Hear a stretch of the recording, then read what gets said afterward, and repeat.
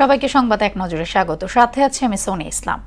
জুলাই আগস্টে সংঘটিত মানবতা বিরোধী অপরাধ মামলায় শেখ হাসিনা সহ ৩ আসামির বিরুদ্ধে সাক্ষ্য গ্রহণ শুরু হয়েছে। দুপুরে আন্তর্জাতিক অপরাধ ট্রাইব্যুনালে সাক্ষ্য দেন আহত খোকন বর্মন। এর আগে সূচনা বক্তব্যে আসামিদের সর্বোচ্চ শাস্তির দাবি জানান অ্যাটর্নি জেনারেল ও চিফ প্রসিকিউটর। তারা বলেন, শেখ হাসিনার বিচার এমনভাবে করতে হবে যাতে মানব সভ্যতার ইতিহাসে নজির হয়ে থাকে।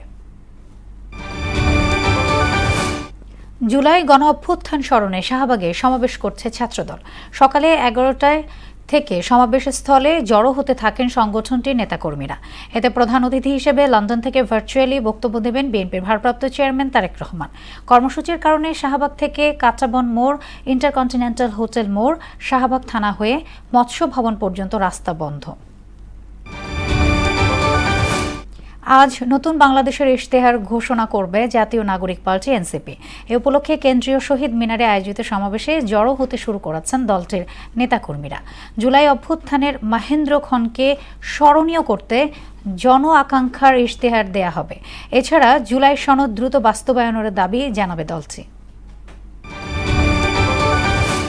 নিবন্ধন পেতে জাতীয় নাগরিক পার্টি এনসিপি সহ 144 দলের শর্ত পূরণের সময় শেষ হচ্ছে আজ। বিকেল 5টার মধ্যে প্রয়োজনীয় তথ্য ও কাগজপত্র জমা দিতে হবে নির্বাচন কমিশনে। নিবন্ধন পেতে গত 22 জুন পর্যন্ত 144টি দল আবেদন করেছিল। তবে প্রাথমিক বাছাই কোনো দলই শর্ত পূরণ করতে পারেনি।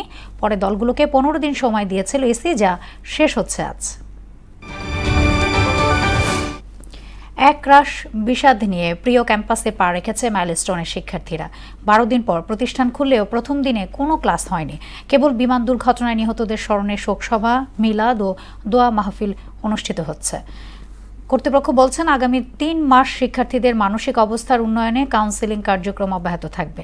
আর দু এক দিনের মধ্যে পাঠদান কার্যক্রম শুরু হতে পারে। গাজা জুড়ে ইসরায়েলি হামলায় একদিনে প্রাণ গেছে আরও 62 জনের। যুদ্ধ শুরুর পর উপত্যকাটিতে অপুষ্টিতে মারা গেছেন 169 জন, যাদের মধ্যে 93 জনই শিশু। ইউনিসেফ বলছে, গাজার বর্তমানে 3.25 লাখ শিশু অপুষ্টিজনিত কারণে মৃত্যু ঝুঁকিতে রয়েছে।